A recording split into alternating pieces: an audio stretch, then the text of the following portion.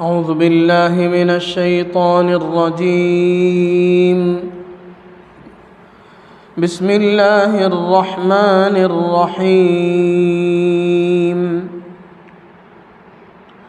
وقاتلوا في سبيل الله الذين يقاتلونكم ولا تعتدوا إن الله لا يحب المعتدين.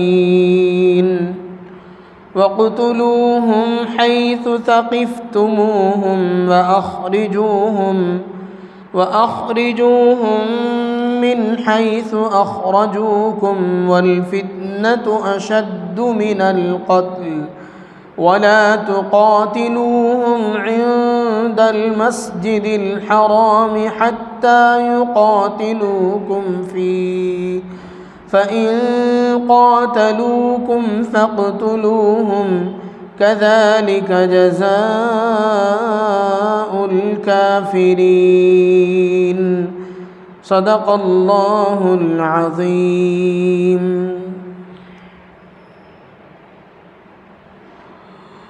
وَقَاتِلُوا فِي سَبِيلِ اللَّهِ الَّذِينَ يُقَاتِلُونَكُمْ وَلَا تَعْتَدُوا، اور لڑو اللہ کی راہ میں ان لوگوں سے جو لڑتے ہیں تم سے، اور کسی پر زیادتی مت کرو. ان اللہ لا يحب المعتدین، بے شک اللہ تبارک و تعالی ناپسند کرتا ہے زیادتی کرنے والوں کو. وَقْتُلُوهُمْ حَيْثُ ثَقِفْتُمُوهُمْ، اور مار ڈالو ان کو جس جگہ پاؤ. وَأَخْرِجُوهُمْ مِنْ حَيْثُ أَخْرَجُوكُمْ، اور نکال دو ان کو من حیث اخرجوکم، جہاں سے انہوں نے تم کو نکالا. والفتنة اشد من القتل، اور دین سے بچلانا مار ڈالنے سے بھی زیادہ سخت ہے. ولا تقاتلوهم عند المسجد الحرام حتى يقاتلوكم فيه، اور جب تک اور نہ لڑو ان سے مسجد حرام کے پاس جب تک کہ وہ نہ لڑیں تم سے اس جگہ میں. فَإِن قَاتَلُوكُمْ فَاقْتُلُوهُمْ، پھر اگر وہ خود ہی لڑیں تم سے تو تم ان کو مارو. كَذَلِكَ جَزَاءُ الْكَافِرِينَ، یہی ہے سزا کافروں کی. فَإِنِ انْتَهَوْا فَإِنَّ اللَّهَ غَفُورٌ رَحِيمٌ، پھر اگر وہ باز آئیں تو بے شک اللہ رب العزت بہت بخشنے والا نہایت مہربان ہے. میرے محترم بزرگوں، دوستوں اور عزیز ساتھیوں، یہ سورہ بقرہ کی آیت نمبر 190، 191 اور 192، یہ 3 آیتیں ہیں. ان آیات میں اللہ تبارک و تعالی نے جہاد یعنی قتال کا حکم فرمایا. قصہ یہ ہوا کہ سن 6 ہجری میں ہجرت کے 6 سال بعد، ہجرت کے 6 سال، اللہ کے نبی صلی اللہ علیہ وسلم اور آپ کے حضرات صحابہ نے ارادہ کیا کہ عمرہ کریں، اللہ کے گھر کو جائیں، عبادت کریں، وہاں کا طواف کر کے آئیں. چنانچہ ایک قافلہ نکلا عمرے کے ارادے سے اور وہاں گیا تو کافروں نے مکے میں داخل ہونے سے روک دیا کہ تم لوگ مکے میں داخل نہیں ہو سکتے ہو. اصل میں ان لوگوں کو یہ خدشہ لاحق ہوا کہ لوگ مکے میں داخل ہوں گے، پھر ہمارے ساتھ لڑائی کریں گے، ہمیں تکلیف ہوگی. اس طرح سے ان کو شاید کچھ گمان تھا ان لوگوں نے، اور اسی طرح ان کے دماغ میں تھا کہ ان کو تکلیف پہنچایا جائے. مکے میں ان لوگوں نے داخل ہونے نہیں دیا. پھر اللہ کے نبی صلی اللہ علیہ وسلم نے ان لوگوں کو سمجھایا کہ ہمارا کوئی تم سے لڑنے جھگڑنے کا کوئی ارادہ نہیں ہے، بس ہم لوگ نکلے ہیں اللہ کے گھر کی زیارت کریں گے، وہاں عبادت کریں گے، اس کا طواف کریں گے اور چلے آئیں گے اور واپس چلے جائیں گے. ہم لوگ، ہماری طرف سے تمہیں کوئی تکلیف نہیں ہوگی، اور ہم لوگ احرام باندھ چکے ہیں، ہم نکل چکے ہیں اپنے گھروں سے یہ ارادہ لے کر کہ ہم عمرہ کریں گے. تو ان لوگوں نے کہا کہ نہیں، ہم لوگ جانے نہیں دیں گے. پھر آخر میں کچھ بڑوں کے ذریعے سے مصالحت ہوئی چند شرائط پر کہ مسلمان یہاں نہ ٹھہریں، فوراً یہاں سے نکل جائیں۔ 3 دن سے زیادہ غالباً اس طرح کا کوئی معاہدہ تھا، باقیہ تفصیلات اپنی جگہ پر آئیں گی۔ تو معاہدہ اس بات پر ہوا کہ مسلمان یہاں نہیں ٹھہریں گے، نکل جائیں گے، یہاں سے واپس ہو جائیں گے، اگلے سال عمرہ کریں گے، اگلے سال آئیں گے، ان کو عمرے کا موقع دیا جائے گا۔ اللہ کے نبی صلی اللہ علیہ وسلم کے بعد صحابہ کو یہ بات بہت ناگوار گزری کہ ہم لوگ کیسے ان کے سامنے بے بس ہو رہے ہیں اور کیوں ان کے سامنے ہم جھکیں۔ اللہ کے نبی صلی اللہ علیہ وسلم نے چونکہ مصالحت بڑوں کی جانب سے ہو گئی، اس لیے آپ اپنا حضرات صحابہ کرام کا قافلہ لے کر کے واپس ہو گئے۔ اگلے سال حسب وعدہ عمرہ کرنے کا ارادہ لے کر کے لوگ پھر روانہ ہوئے سن 7 ہجری کو۔ لیکن جب نکلے تو حضرات صحابہ کرام کو یہ تشویش لاحق ہوئی، ان کو یہ فکر سوار ہوئی ان پر کہ اگر کفار کا کوئی اعتبار نہیں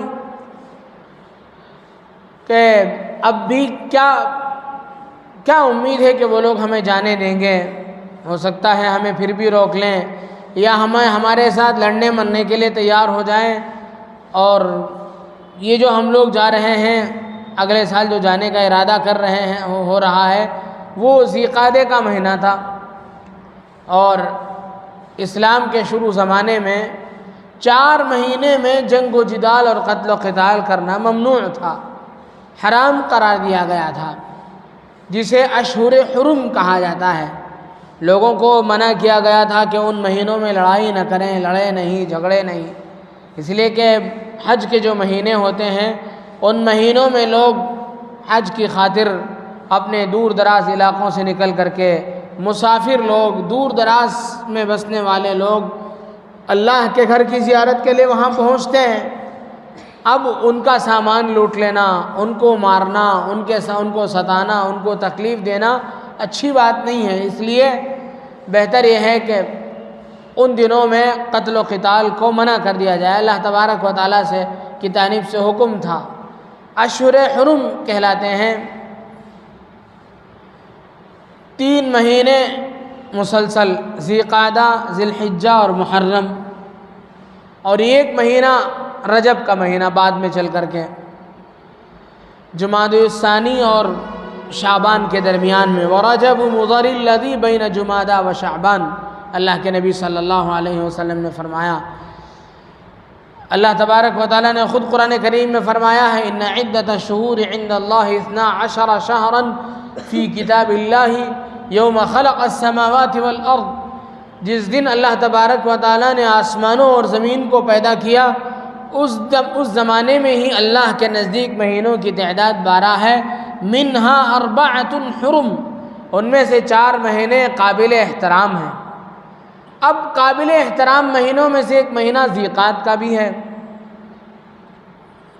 بعض لوگوں نے شوال، ذی قعدہ، ذی الحج شمار کیا ہے، بعض نے ذی قعدہ، ذی الحجہ اور محرم، یعنی حج کے 1 سال 1 مہینہ پہلے اور حج کے بعد کا 1 مہینہ اور حج کا 1 مہینہ، تاکہ لوگ آسانی سے جا سکیں، حج کر ادا کر سکیں اور واپس ہو سکیں۔ تو اب یہاں سے مسلمان نکلنا شروع ہوئے۔ اب مسلمانوں کو یہ فکر لاحق ہوئی کہ مہینہ بھی اشہر حرم کا ہے، ممانعت والا مہینہ ہے، ہم لوگ ان سے لڑ بھی نہیں سکتے ہیں سامنے جانے کے لیے، آگے بڑھنے کے لیے۔ اب یہ لوگ روک لیں تو کیا کریں، یا اگلے اس مرتبہ چونکہ ہم لوگ گزشتہ مرتبہ سن 6 ہجری میں جب گئے تھے، ان لوگوں کی اطلاع کے بغیر گئے تھے ہم لوگ، وہ لوگ تیار نہیں تھے، لڑائی وغیرہ کی تیاری ان کے پاس نہیں تھی، اس لیے ہم لوگوں کو بھیج دیے۔ اب دوبارہ ان کے حکم پر ہم جا رہے ہیں، کیا پتہ وہ لوگ باقاعدہ لڑائی کا پلان بنا لیں، لڑائی کی مکمل تیاری کر لیں، کیا ہوگا؟ تو اللہ تبارک و تعالیٰ نے یہ آیت نازل فرمائی، اشہر حرم کی، حرم کی، اس سے ڈرنے کی کوئی ضرورت نہیں ہے۔ وَقَاتِلُوا فِي سَبِيلِ اللَّهِ الَّذِينَ يُقَاتِلُونَكُمْ، اللہ کے راستے میں قتال کرو، الذین یقاتلونکم، جو تمہارے ساتھ لڑائی کریں، جو تمہارا مقابل بن کر کے آئیں، ولا تعتدوا، لیکن یاد رکھنا قتل و قتال میں بھی زیادتی نہ کرنا، ظلم و زیادتی کی بات نہیں ہونی چاہیے۔ حضرات صحابہ کرام رضوان اللہ تعالی علیہم اجمعین کی ایک بڑی تعداد یہ کہتی ہے کہ سب سے پہلے جہاد کی، قتال کی جو اجازت دی گئی وہ یہ آیت ہے۔ بعض لوگوں نے کہا اذن للذین یقاتلون بانہم ظلموا، ایک آیت ہے قرآن کریم میں، وہ آیت قتال کے لحاظ سے، جہاد کے لحاظ سے پہلی آیت ہے، لیکن حضرت سیدنا ابو بکر صدیق رضی اللہ عنہ اور دیگر اکابر صحابہ کرام کی رائے یہ ہے کہ یہی سب سے پہلی آیت ہے جو نازل ہوئی قرآن کریم میں قتال سے متعلق، اور اس میں بھی اس بات کا حکم دیا گیا الذین یقاتلونکم، تمہارا مقابل طبقہ وہ ہوگا جو تمہارے ساتھ ٹکرانے کے لیے آئے گا، جو تمہارے مقابل میں کھڑا ہوگا۔ نبی علیہ السلام نے جنگیں کی، جہاد کیا، دشمنوں کے ساتھ مقابلہ فرمایا، حضرات صحابہ کرام کو اس کے لیے تیار فرمایا، لیکن اس کے آداب کی رعایت رکھی۔ اس کی میں نے گزشتہ ابھی جمعے میں بھی میں نے تفصیل کے ساتھ کچھ باتیں جمعے کے خطاب میں بھی میں نے پیش کی تھی کہ ابھی جو جنگ ہوئی مسلمانوں کی، مسلم مجاہدین کی، ان لوگوں نے بھی، اللہ کا فضل ہے، اس کا کرم ہے، فلسطین کے مجاہدین نے ان میں سے اکثر باتوں کی رعایت کی، بلکہ تقریباً سبھی باتوں کی رعایت کی۔ شرعی قوانین جو جہاد سے متعلق وارد ہیں ان کی بڑی رعایت کی، جس کی وجہ سے اللہ نے اس زمانے میں بھی بغیر کسی سر و سامانی کے، بغیر کسی آلات کے اللہ نے انہیں فتح نصیب فرمائی، بڑی کامیابی ملی، دشمن بوکھلا گیا، دشمن کو ان لوگوں نے لوہے کے چنے چبوا دیے، حالت خراب ہو گئی دشمنوں کی، ان کی عقلیں حیران رہ گئی، دشمن پریشان ہے آج بھی کہ کس طریقے سے ان لوگوں نے، ان کے پاس نہ کوئی زمانے کے حساب سے کوئی ہتھیار ہے، کچھ نہیں ہے ان کے پاس، لیکن ان لوگوں نے ایسا مقابلہ ڈٹ کر کے کیا کہ ہماری عقلیں حیران ہیں، پریشان ہیں۔ گزشتہ دنوں میں اخبار میں ایک بڑے یہودی، ایک سینئر یہودی کے لڑکے کا ایک آرٹیکل شائع ہوا تھا جس میں اس نے کہا کہ پتہ نہیں کیا ہو گیا موسیٰ اور ہارون کے رب کو، اس نے ہمارا ساتھ دینا چھوڑ دیا۔ یہودیوں نے لکھا ہے کہ اس مرتبہ جس طریقے سے ہمیں ذلیل ہونا پڑا، اس سے پہلے کبھی تاریخ میں ایسی ذلت ہم نے نہیں دیکھی۔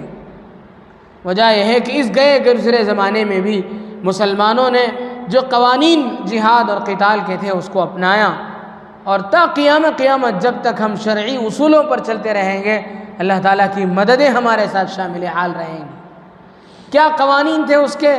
فرمایا ایک قانون یہ ہے الذین یقاتلونکم، ان لوگوں سے تم قاتلوا فی سبیل اللہ الذین یقاتلونکم، ان لوگوں سے مقابلہ کرو جو تمہارے مقابلے میں کھڑے ہوں آ کر کے، جو لوگ عبادت گزار ہیں، اپنی عبادت کر رہے ہیں، اپنی عبادت میں لگے ہیں، یا عورتیں ہیں جو تمہارے مقابل نہیں ہیں، بچے ہیں جو تمہارے مقابل نہیں ہیں۔ اللہ کے نبی صلی اللہ علیہ وسلم نے سختی سے منع فرمایا کہ ان کو نہ مارنا۔ کسی جنگ میں روانہ کرتے ہوئے اللہ کے نبی صلی اللہ علیہ وسلم نے ارشاد فرمایا تھا کہ بچوں کو قتل نہ کرنا، مستو عورتوں کو قتل نہ کرنا۔ کسی نے پوچھ لیا مجلس میں کہ یا رسول اللہ بچے کیا ہیں؟ دشمن ہی کے تو بچے ہیں، ان کو قتل کرنے میں کیا حرج ہے؟ اللہ کے نبی صلی اللہ علیہ وسلم کے کان کھڑے ہو گئے، آپ نے فرمایا کہ نہیں، ہرگز نہیں، چاہے وہ دشمن کے بچے ہوں لیکن وہ بچے ہیں، ان کو قتل کرنے کی ہرگز اجازت نہیں۔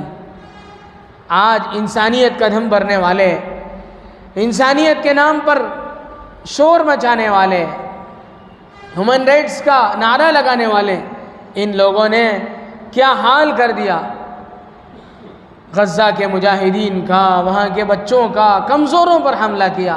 ہسپتال میں کون رہتا ہے؟ ہسپتالوں کو ٹارگٹ کیا گیا، چن کر کے شفا ہسپتال، ملیشیا ہسپتال، انڈونیشیا ہسپتال، اس طریقے سے ہسپتالوں میں بم گرائے گئے۔ وہاں بستر علالت پر پڑا ہوا انسان، وہاں کی سہولتیں ختم کی گئیں، ظلم ڈھائے گئے، سراسر ظلم۔ مجاہدین کے ساتھ ٹکرانے کی ان نامردوں میں ہمت نہیں تھی۔ ان لوگوں نے مجاہدین کو اور وہاں کے عوام کو پریشان کرنے کے لیے بچوں پہ حملہ کیا۔ ہزارہ بچے مارے گئے۔ 4,500-5,000 کی جو تعداد آ رہی ہے اس کی کوئی حتمی تعداد نہیں ہے، وہ بڑی تعداد میں بیماروں کو ٹارگٹ کیا گیا، بچوں کو ٹارگٹ کیا گیا، مستورہ عورتوں کو مارا گیا، کمزوروں کو مارا گیا، مقابلوں کو نہیں۔ لیکن مسلم مجاہدین نے جو مقابلہ کیا وہ ٹینکوں کا، وہ راکٹ کا، جنگی بیڑے کا، جنگی جہازوں کا مقابلہ کیا، اور جن کو قید کیا وہ بھی وہ لوگ تھے جو بڑے جنگجو تھے، مقابلے میں آئے ہوئے تھے۔ بڑے بڑے سورماؤں کو ان لوگوں نے قید کر لیا۔ پوری فوج بوکھلا گئی، پوری فوج پریشان ہو گئی، اپنی حکومت سے زور کا مطالبہ کرنے لگی، صدر کو معزول ہونے کا، صدر کے معزولی کا مطالبہ کرنے لگے کہ کیسا صدر ہے، مقابلہ کرنے کی اس میں طاقت نہیں ہے، جنگی تدبیریں اس کے پاس نہیں ہیں، ہمارے جنگجو پکڑے گئے۔ وہاں کی اسرائیل کی جو جنگ لڑنے والی ٹیم تھی وہ خود، وہاں اسرائیل کی فوج پریشان ہو گئی، وہ پیچھے ہٹنے لگی۔ بعد میں کرائے کی فوجوں کو بلانے کا ان لوگوں نے سوچا، پھر کسی طرح کر کے جنگ کو ختم کرنے کا فیصلہ کیا، پھر اب برسانا شروع کیا ہے۔ یہ یہود قوم ہے، پیچھے سے چھرا بھونکنے والی قوم ہے، پیچھے سے چھرا چھپانے والی قوم ہے، یہ صحیح قوم نہیں ہے، ان کے اندر مردانگی نہیں ہے۔ لیکن مسلم مجاہدین نے بچوں کو قتل نہیں کیا، کمزور جو مستورات جو ان کے قبضے میں آئے، جو بچے ان کے ساتھ آئے، ان کے ساتھ ایسا معاملہ کیا، ان کے کھانے کا پینے کا نظم کیا گیا، بچوں کا پورا خیال رکھا گیا۔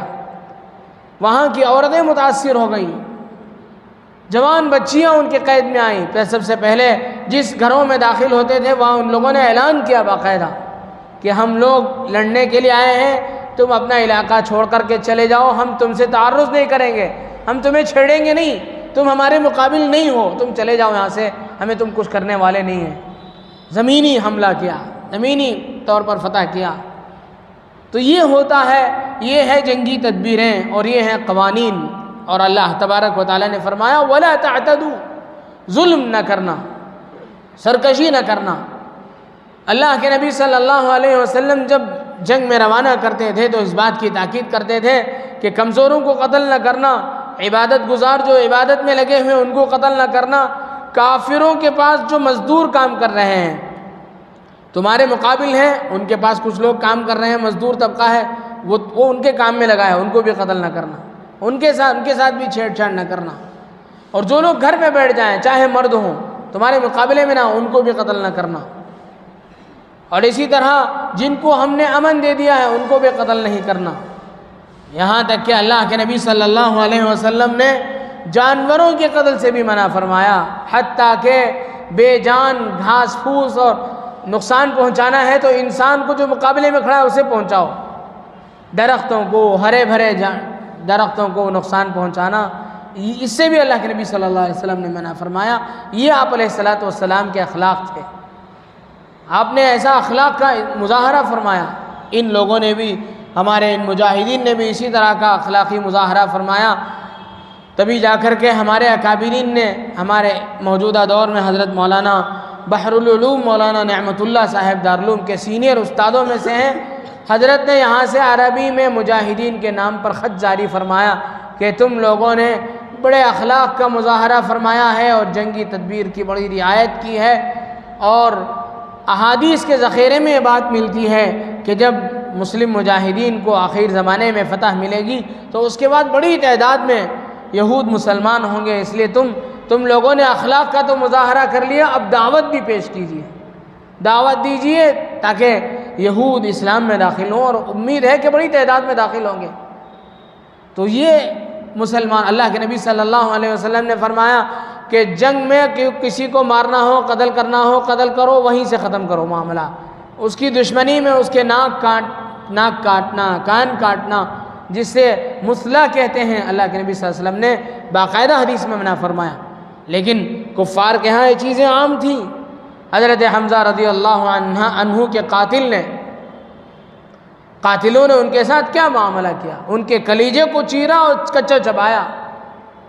اور حضرت وحشی اس وقت مسلمان نہیں ہوئے تھے، اور حضرت ہندا وہ بھی مسلمان نہیں ہوئی تھیں، دونوں نے ایسی حرکتیں اس زمانے میں کی، آپ علیہ الصلاۃ والسلام کو بڑی تکلیف ہوئی۔ اللہ کے نبی صلی اللہ علیہ وسلم حضرت وحشی کے اسلام لانے کے بعد اتنا کہتے تھے کہ تم میرے سامنے نہ آؤ، مجھے تم سے راضی تو ہو گیا ہوں، لیکن میرے سامنے آؤ گے تو مجھے میرے مظلوم چچا کی یاد آئے گی۔ تو اللہ کے نبی صلی اللہ علیہ وسلم نے فرمایا کہ ظلم نہ ہو، ولا تعتدوا ان اللہ لا يحب المعتدین، اللہ تبارک و تعالی سرکشی کرنے والوں کو پسند نہیں کرتے ہیں، ظلم کرنے والوں کو پسند نہیں کرتے ہیں۔ اب مسلمانوں کو یہ پریشانی لاحق ہوئی کہ موقع بھی قابل احترام ہے ذی قعدے کا، اور وہ لوگ ہیں بھی حرم میں، مکے میں ہیں، وہاں کوئی لڑنے مرنے کے لیے تیار ہو جائے، کیا کریں ہم؟ آپ نے فرمایا، قرآن کریم کہتا ہے وَاقْتُلُوهُمْ حَيْثُ ثَقِفْتُمُوهُمْ وَأَخْرِجُوهُمْ مِنْ حَيْثُ أَخْرَجُوكُمْ، تم لوگ ان کو جہاں وہ تمہارے مقابلے کے لیے تیار ہو جائیں، چاہے حل ہو چاہے حرم ہو، وہیں ان کو قتل کرنا۔ وَاقْتُلُوهُمْ حَيْثُ ثَقِفْتُمُوهُمْ وَأَخْرِجُوهُمْ مِنْ حَيْثُ أَخْرَجُوكُمْ، جہاں سے یعنی مکے کی سرزمین سے تمہیں ان لوگوں نے نکالا ہے، تمہیں بھی چاہیے کہ ان کا مقابلہ کر کے ان کو مکے سے باہر کرو، اللہ تعالیٰ تمہیں ساتھ دیں گے، تعاون کریں گے۔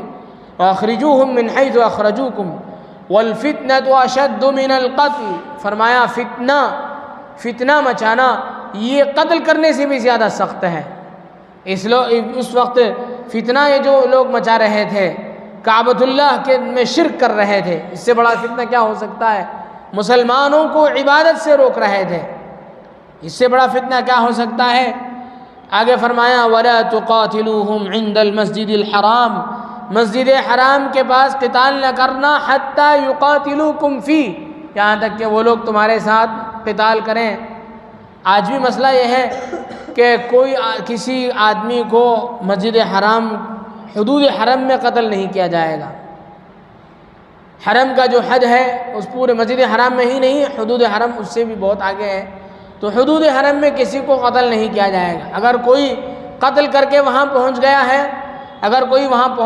کوئی ظالم قتل کر کے لڑائی کر کے وہاں پہنچ گیا ہے، تو اسے باہر نکلنے پر مجبور کیا جائے گا، اس کا کھانا پانی بند کر کے اسے باہر نکلنے پر مجبور کیا جائے گا، باہر نکلنے کے بعد اس کا مقابلہ کیا جائے گا۔ ہاں اگر کوئی وہیں لڑنے مرنے کے لیے تیار ہو جاتا ہے تو پھر اللہ تبارک و تعالیٰ کا حکم ہے، اور فقہا کا متفقہ فیصلہ ہے اس آیت کی بنیاد پر کہ کوئی وہیں قتل کرنے کے لیے تیار ہوتا ہے تو اسے وہیں حدود حرم میں قتل کیا جائے گا۔ فَإِن قَاتَلُوكُمْ فَاقْتُلُوهُمْ كَذَلِكَ جَزَاءُ الْكَافِرِينَ، یہی بدلہ ہے کافروں کا، اللہ تعالیٰ ایسا ہی بدلہ دیتے ہیں کافروں کو۔ فَإِنِ انْتَهَوْا، اگر وہ رک جائیں، باز آ جائیں لڑنے سے، فَإِنَّ اللَّهَ غَفُورٌ رَحِيمٌ، اللہ تبارک و تعالیٰ بخشنے والے ہیں، رحم کرنے والے ہیں۔ بہت سے ایسے لوگ تھے جو کسی زمانے میں مسلمانوں کے مقابلے میں تھے، لیکن جب وہ تائب ہوئے، مسلمان ہوئے، تو ان کی پوری چیزیں معاف کر دی گئیں۔ یہی ہندا اور حضرت حبشی مسلمانوں کے مقابلے میں تھے، اور بھی حضرت عکرمہ ابن ابی جہل، ابو جہل کے بیٹے ہیں حضرت عکرمہ، اپنے خاندان کے ساتھ کسی زمانے میں تھے لیکن مسلمان ہوئے، اللہ کے نبی صلی اللہ علیہ وسلم نے ساری چیزوں کو معاف کر دیا۔ الاسلام یہدم ما کان قبلہ، اسلام اس ساری چیزوں کو ختم کر دیتا ہے جو اس سے پہلے ہو، اسلام لانے سے پہلے ہوا۔ اللہ تعالیٰ سارے گناہوں کو معاف کر دیتے ہیں۔ آپسی مالی معاملات جو ہیں وہ باقی رہیں گے۔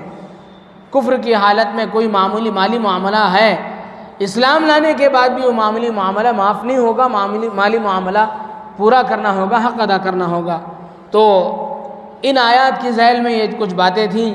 دوسری بات یہ بھی ذہن میں رکھنی چاہیے کہ اللہ کے نبی صلی اللہ علیہ وسلم کو بھی اس بات کا حکم دیا گیا تھا کہ مقابلے کے لیے تیار رہنا چاہیے۔ وَأَعِدُّوا لَهُم مَّا اسْتَطَعْتُم مِّن قُوَّةٍ وَمِن رِّبَاطِ الْخَيْلِ تُرْهِبُونَ بِهِ عَدُوَّ اللَّهِ وَعَدُوَّكُمْ، کہ جتنا تمہارے بس میں ہے اس طاقت کو لے کر کے تمہیں دشمن کے مقابلے کے لیے تیار رہنا چاہیے۔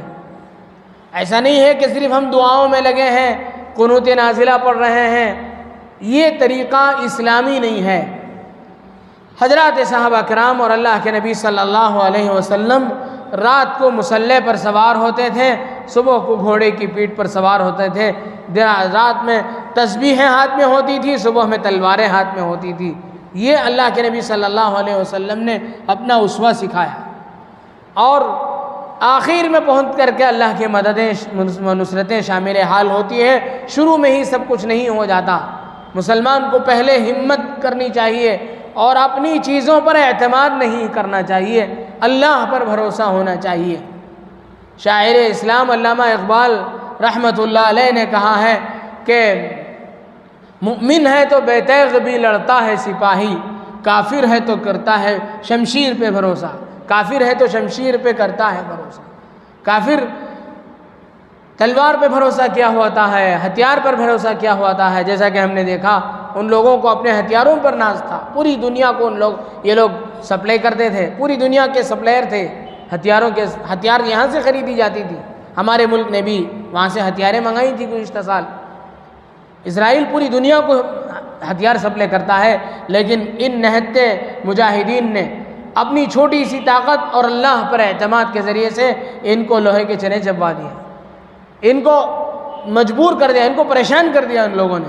دیسی چیزیں تھی، کوئی ایسا گھونسلہ جیسا بنائے ہوئے تھے، اس میں پر لگے ہوئے تھے، پتے لگے ہوئے تھے، اس میں اڑ کے جا رہے تھے، گھروں پر حملہ ہو رہا ہے بالکل دیسی طریقے سے۔ اور ایسی سرنگیں بنائی ہوئی تھیں، یہ یہود پوری دنیا میں وہاں بیٹھ کر کے، اسرائیل میں بیٹھ کر کے پوری دنیا کے خلاف سازش کر رہے ہیں، ان کے پیر کے نیچے سرنگیں بنی ہوئی ہیں، اس کی خبر نہیں ان لوگوں کو۔ تو مسلمان ہمت کرتا ہے تو اللہ تبارک و تعالیٰ اس کے لیے دروازے کھولتے چلے جاتے ہیں۔ تو یہ شریعت کا مزاج ہے۔ اللہ تبارک و تعالیٰ ہمیں مزاج شریعت کو سمجھنے کی توفیق عطا فرمائے، اور ان آیات کے ذیل میں جو باتیں کہی گئیں، کہنے والے کو بھی سننے والوں کو بھی عمل کی توفیق عطا فرمائے۔